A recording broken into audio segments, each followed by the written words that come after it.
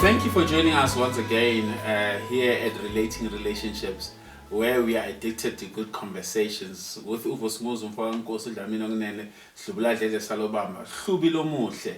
Thank you so much. The last few episodes that we had have been very interesting.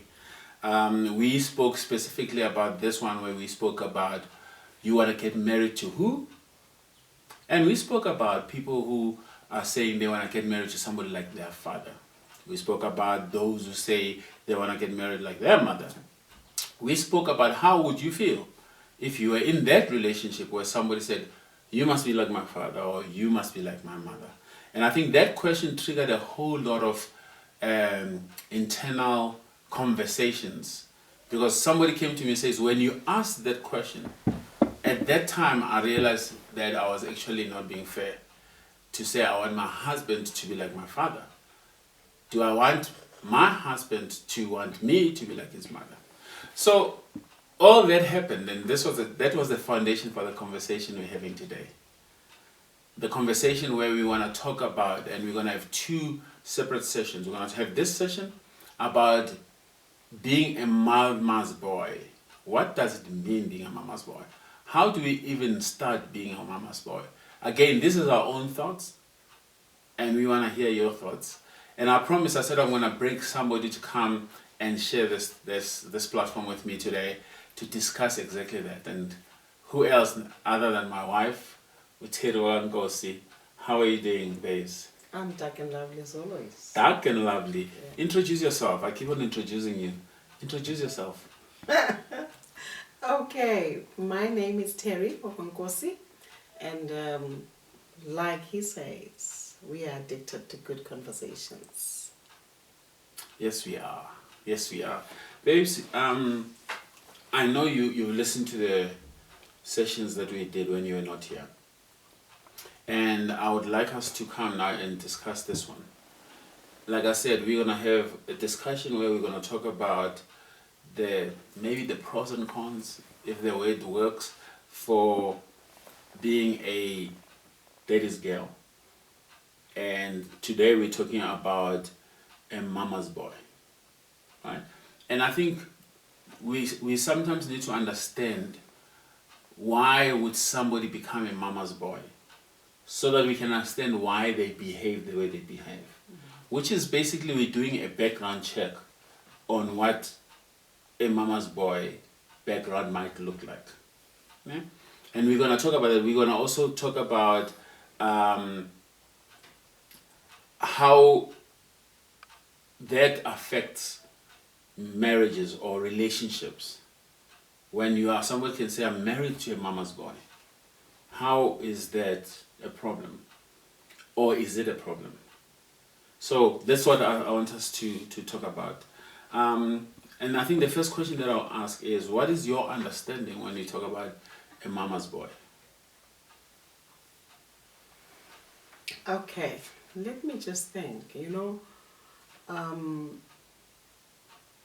What I'm going to say, it's mainly my observation. Okay. Because I grew up with no brother. At my home, we are just girls. So my understanding of somebody called a mama's boy, it's somebody that most probably adores their mother.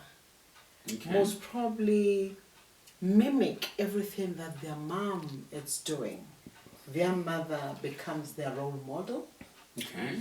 Their life or their world revolves around their mom. And I would say it might be because of so many things that has happened in the life of this person growing up. Maybe was raised by a single mom. Mm-hmm. And therefore it's cling to the mother. The mother has always been everything that one can think of when they think of a parent. So that would be, at the surface, my idea of somebody being called a mama's boy. A mama's boy. Yes, their world is basically around their moms. And that doesn't sound negative. No, it doesn't. It doesn't sound negative at all. Because usually when you say mama's boy, it carries a negative connotation to it.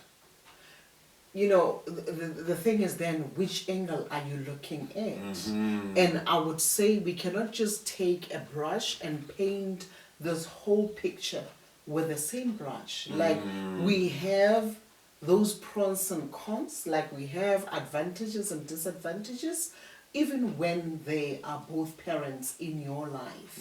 You know, yeah, I think a lot of times I heard it from a negative connotation or from a negative angle when they say somebody it's a mama's boy. But I think somebody who, maybe from my side, looking at the angle of somebody being a mama's boy, who actually have so much respect for women because of what he has seen from his mother, to say that, you know, somebody who would actually pamper a lady, because that is what a mother or a lady is all about. Wow. Somebody who adores ladies, because that is all that he knows. To say that a woman is to be taken care of. Wow. Because that person has learned from who? From their mother. Whatever the circumstances might have been, you know, what a mother has done, because that would most probably for me come from what my mother has done. If I was a guy, what my mother has done for me. For me, yes. What has made me to be a mama's boy? What did this mama do to me that makes me to cling to her? It's the relating part. The relating part. How was I relating with my mother? Exactly. Sure. Exactly. Sure. You know, I think you're saying a whole lot of things that are bringing the positive side of it. And like you said, it's your perception that determines the outlook. Yeah. Or at what angle, which direction are you looking at this?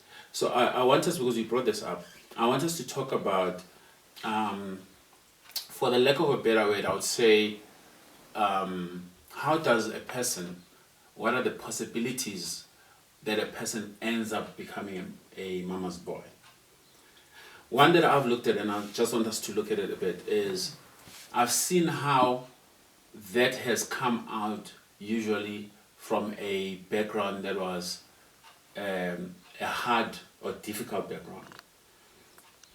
And this speaks to lack of fathering, which is one of the topic that we spoke about, where this man grows up and the only person that is there is a single parent who is a mother. And they grow up in a background where it was difficult. Their life was hard. And this young child grows up with this mindset to say, you know what, when I grow up, I'm going to make sure that my mom never suffers. Because I see it. As men, as boys, we have this instilled in us to want to take care of the women that we love. So this child grows up with that thing to say, Ubaba was never here. I've seen other families where there's fathers, the father provides, and. So my father is not here. My mother, I can see her struggling. So my whole purpose or goal in life becomes, when I grow up and I'm able to take care of my mother, I want to take care of her. And she should not lack something. Let's talk about that, because again, I want us to not only look at the negative part of it, but to look at the positive part of it, whereby this child grows up and says, I'm going to take care of my mom. I'm going to provide for my mom. I'll make sure that she lacks nothing. Because I've seen her model a good parenting role in front of me. So that mama's boy, I would say it's a mama's boy that is trying to survive, to make sure that his mother and siblings are taken care of, especially if he's the only boy. What's your take on that? Sure. I think this is actually going into deep thoughts in my mind. Now, you are talking about a mama's boy who actually grew up in pain, if I understand you well, who said, my mother suffered, we lacked, but my mother made means for us to survive or us to live, you know. And having looked at that, having been part of that suffering, I don't want it to happen anymore. I am going to make sure that my mother never lacks again. And then now, this person is likely to work very hard. If they go to school, there are those boys that actually are not influenced by peer pressure because there's already a focus and a goal. They go to tertiary, they're also focused and there's a goal. I need to get here, get my education, get employment and work for my mother. And women are attracted to that. Yes. They're attracted to the fact that this guy is focused. Exactly. Okay. So for me, it's something positive that is coming out of that situation. To say that even if we are looking at a mama's boy, but we are looking at a mama's boy who was subconsciously trained to focus at a certain goal to achieve it. Now, it doesn't matter what happens here. I'm not going to be like the rest because already there's a goal in my life. So even from that painful, so to say, circumstances that one finds himself growing up in, there is still a positive thing to say that you have been helped to focus. All right? And another thing that I'm looking at, hence I'm saying I'm just going into deep thought about this. Now, a mama's boy is raised actually from different circumstances. Okay. There's one who, like you said, we will look at the positive, we will look at the negative. I want to believe that a guy who grows up from maybe the early stage, the early age, how did you not have a father in your life? Maybe the father didn't just go from the beginning. There was an abusive relationship that I saw my mother going through until they separated with my dad. Now, that foundation is different as well.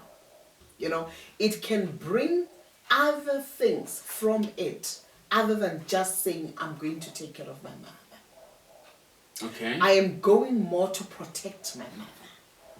You know, it now takes a different angle. But there is another one, like I say, I'm just going to quickly paint these two pictures. There's another one whose dad passed on when he was little. There is no foundation of any abuse from this. So when I grow up, I'm always thinking my dad could have. And the thoughts that I have, maybe I was in a good relationship at that age. As far as I remember my father, maybe my dad passed on when I was 3 as a boy.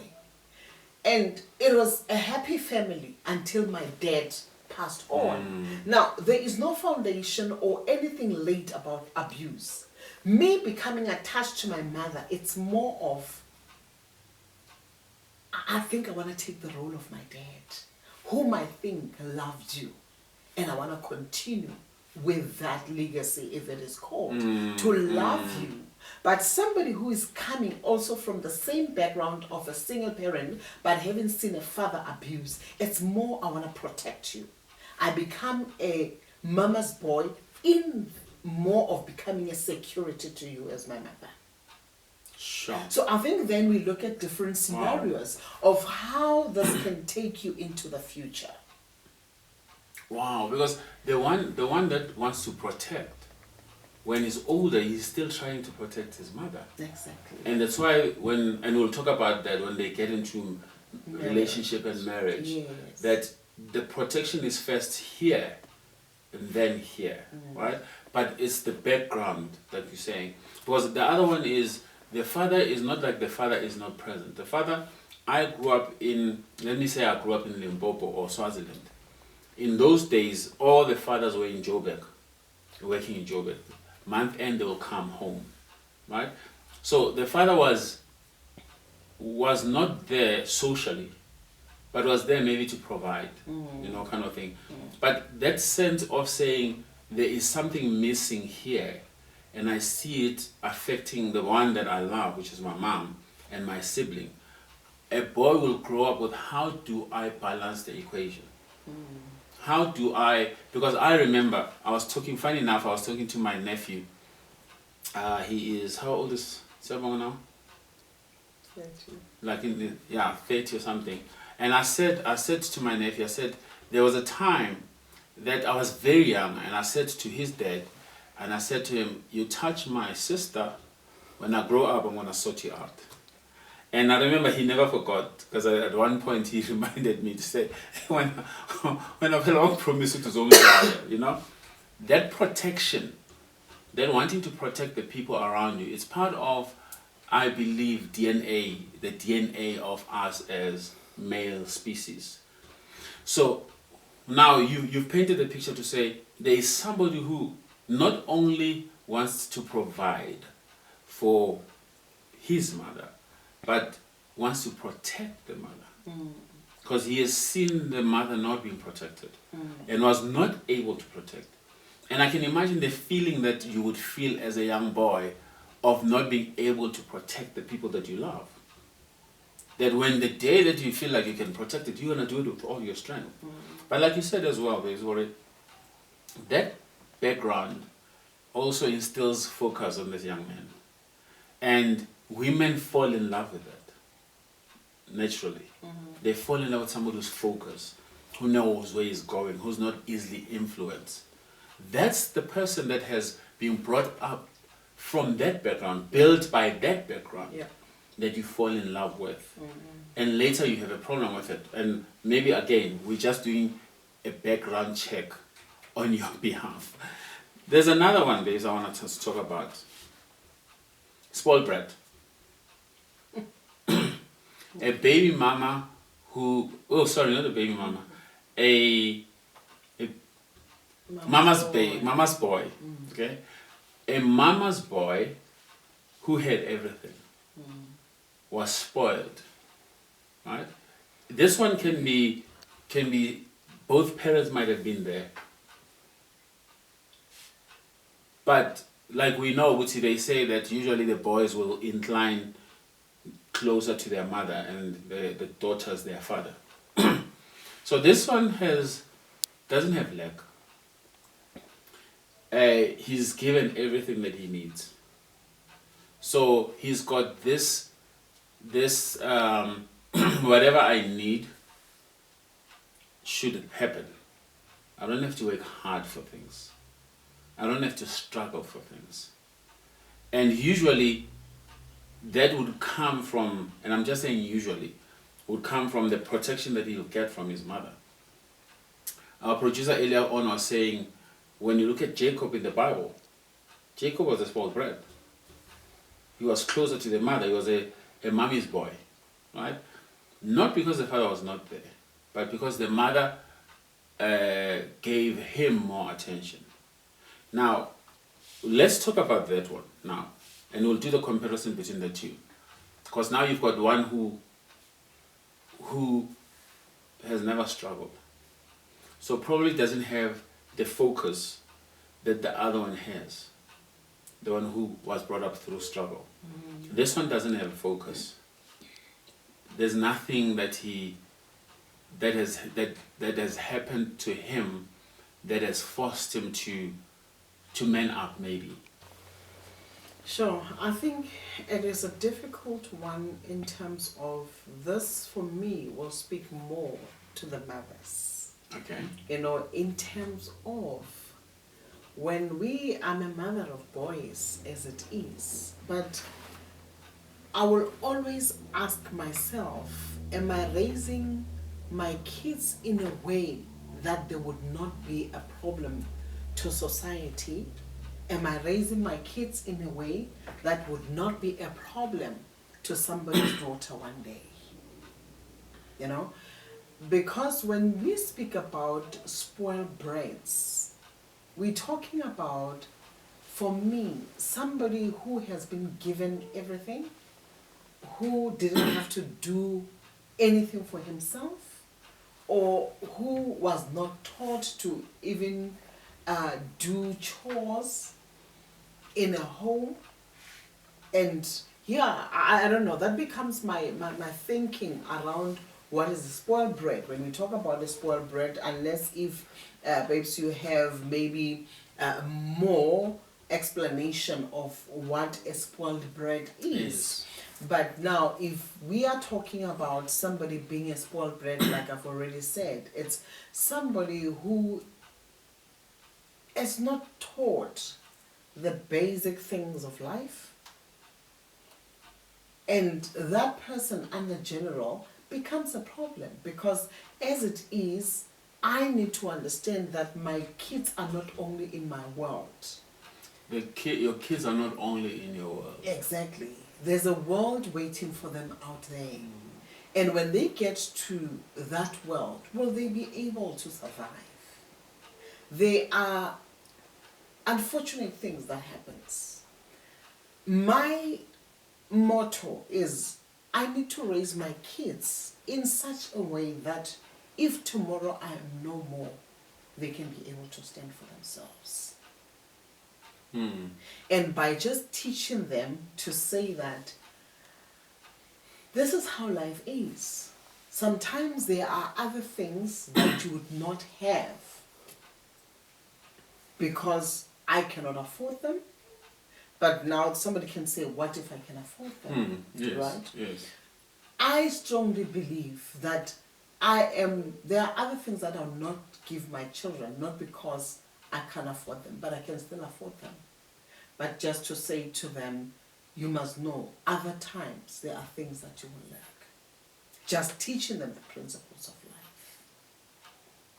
Wow.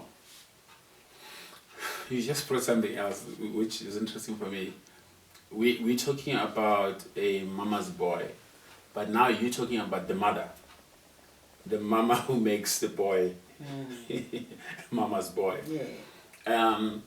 And again, with spoiled bread, and I'll use that word loosely, because I just wanted to trigger something in the minds of the people. But spoiled bread does not always come from a negative outlook or background. And I think this is again what we need to be careful as parents, because what we do as parents is we always say, what I could not have when I was a certain age, I'll make sure that my children don't suffer about it or struggle about it. And we forget that the reason we have the character and the boldness and the strength that we have is because of our struggles. It's because of what we could not have when we wanted. Those struggles of lack, whatever struggle that is, like we're saying, this person is focused because of the struggle that he saw when he was growing up. Where we grew up, you grew up in the village, I grew up in Alexandra. The struggles that we had in Alexandra, it's what brought the man that I am today. But what then happens is, now that I can be able to afford certain things, and if my mindset becomes, I don't want my children to struggle the way I struggled, this is where then there's this thin line of saying, what exactly is it that they struggled with? We were talking the other day and we were saying, we come from a background that it was a poor background. But if you ask me or ask Terry, what was poor about that background? We say, no, we come from a background where we're lacking. And we say, what was lacking? Was there ever a time whereby you slept without food? No, there was never that time. Maybe I can say that it was poverty because I could not eat a Kentucky Fried Chicken. But hard body is the chicken that we that roams around, the farm chicken, right? So it's not that I lacked in that sense, but when I've got children now, I define their lack based on what I think was left to me, and forget the fact that that struggle played its part, even in my life. And I think that this is where sometimes this spoiled brat part comes in. I remember when I was at school, one of my friend, and his father was well off, had a bicycle, and he wanted another bicycle. So this was, I'm driving a Tears of a bicycle, now and the Mercedes Benz of a bicycle. And his father was like, no, you've got what you need. And I remember, he said, if you want that bicycle, you're going to have to do certain chores in the house for a month. And he was supposed to report to somebody to say, have you done the garden? Have you washed the car? At month end, I'm talking about something that happened. At month end, when he went to his father to say, I want my bicycle, they went and they said, did this guy do 1, 2, 3, and 4? And the guy said, no, he didn't. They made him work 2 more months for that bicycle. And growing up, I was in standard 6 is grade 8. Grade 8, grade 9. For me, that was fascinating because I thought, because I know the father's well off, he's just going to give him the bicycle. And the reason I know the story because after school, I will go with my friend to his place and I'll help him with some of the stuff. So when the father bought him the bicycle, he bought me school clothes for at that time. So that's how I know the story. But for me, now when we are talking, I'm thinking about that. What he was saying, I've provided for you. Anything that's more, you're going to have to feel the pain of getting it. So, yes. For me, it's not even feel the pain. Okay. It's be responsible. To be responsible. Yes. Okay. It's to be responsible because, like you're saying, that this father being well off would still say, no, I now remember that this child is not only my world. I need to teach him how the rest of the world is. Not that he didn't have money, but he just wanted to teach him responsibility, that things just don't come. You know, that is a very fascinating story. And we can have an argument to say that, yeah, but if I'm able, I'm not going to punish my child. You know, I'm very fascinated to come see the viewers' comments on this to say that, what is a spoiled brat to you? Oh, yes. You know? Yes. And that is that. Like, it's a good question. Yes. And the other thing is what you touched on, to say that sometimes we reason by saying, I do not want my children to suffer like I did. But sometimes we don't even go into the depth of that. What is that suffering you're talking about?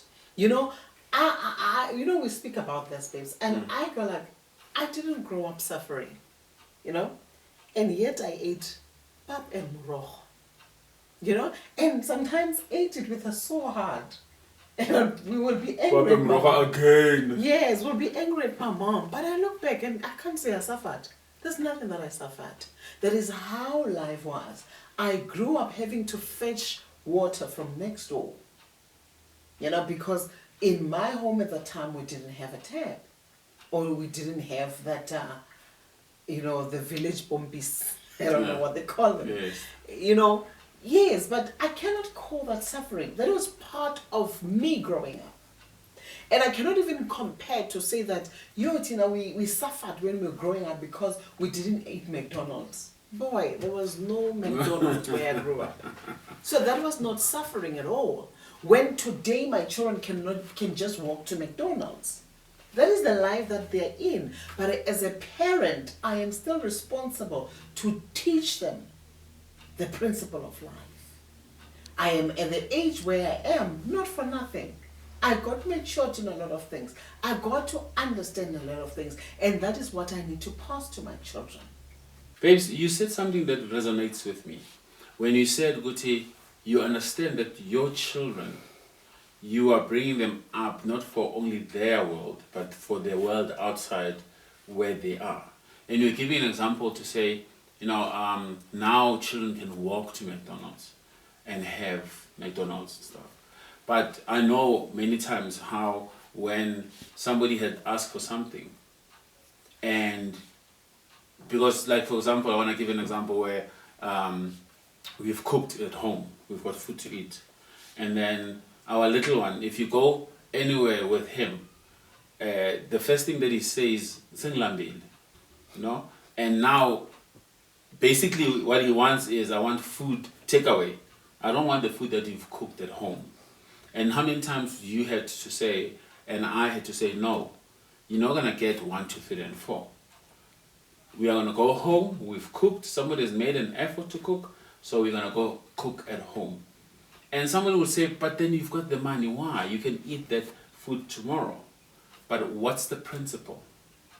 And I think, guys, what we're saying is, even us as parents, we need to realize, Guti, a mama's boy doesn't just drop off from Zuluin.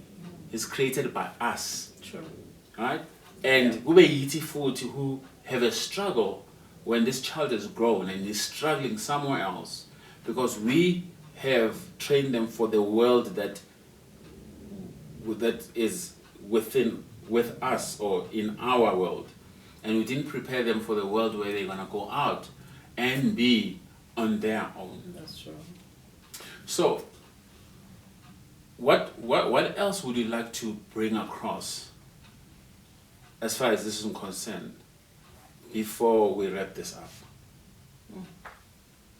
I like what you said, babes, but a mama's boy is not, again, a package from Take a Lot. A mama's boy is created by me. You know, the things that I teach my children, there's something that I'm creating in them. And hence I said, being on the 4th floor, I've been around. And for that reason, I will actually transfer what I've learned. That responsibility, appreciation, the example that you're giving when we are out there, like our little Wazi would always, like being on the road, part of it is let's eat. And I'd go like, no brother, it isn't like that way.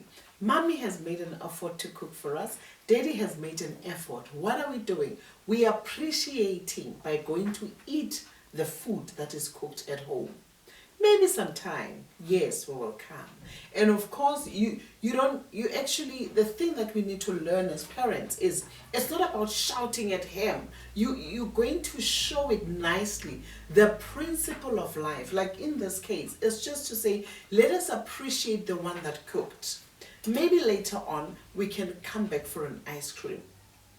And when you explain it that way, you see even the enlightening in the face. Oh, okay, is that so? Right? But sometimes as parents, and because we are able, we just flash the money. And we think life is all about money. And that is not true. Hence, I said earlier on, there are other things that I will not do for my children, not because I don't have the money, but because I am teaching the principles of life. And like I have said, I need to raise as little as he is at the age of 11. I must also see him at the age of 30. And at the age of 30, he will be in somebody's life, right? And at that time, it's the principle that mommy has taught, it's the principles that daddy has taught that will make somebody to enjoy him. You know? Because that is where the challenge is. When we do all those things, we think there will be 10 forever. You also need to see into the future. How is this little soul going to be when he is in the future? And as a mother, I would want to hear one day umakoti wam saying, hey, umama kukufundise kahle. And I would be actually enjoying a beautiful marriage probably, or a beautiful relationship in him. And I would actually be seeing the fruits of all the seed that I have planted in him. So coming to a spoiled brat, coming to, yes, what we were talking about earlier on, the challenge is, what if one day I'm no more? Yeah. You know, which is the big one, Yeah. which nobody has control over. What if one day I'm no more? Okay, when this person goes to university, what kind of a friend is he going to be around his peers? Because he's going to meet children that didn't have from their homes. Will he be able to share with them? Will he be able to understand their pain? But you can find, if you raise your children to that point with everything they're given, they are going to be the one that are telling other children in the future at tertiary level. But now, if this child has been taught principles, if daddy is affording to give him 2,000 a month and meets a friend that a parent can only give 500 rand, if he's taught principles, he will be able to share. So there's just so much that is involved in how we are raising our children, you know, and of which I am posing this question to all the parents out there. Are you raising mama's boy? The ones that are having boys. Are you raising a mama's boy? And in raising a mama's boy, what exactly are you doing? Is it positive or is it negative? Is this person, this little soul, however old they are, 5 years old, is this little soul, 5 years old, going to be a pleasure in the future? Because this soul is not going to live only in your world. He is coming to our world. When he comes to our world, is he going to be a pleasure? Babes, I think I cannot say anything more than what you've said. Wow, guys, can we hear your comments, please? Please do comment, please do subscribe, please do like our page. We would like to hear from you. Again, this is Ugosmo's Wankosi. And this is Terry Cross. And we are both addicted to good conversations. Thank you so much. See you soon. We depend on you.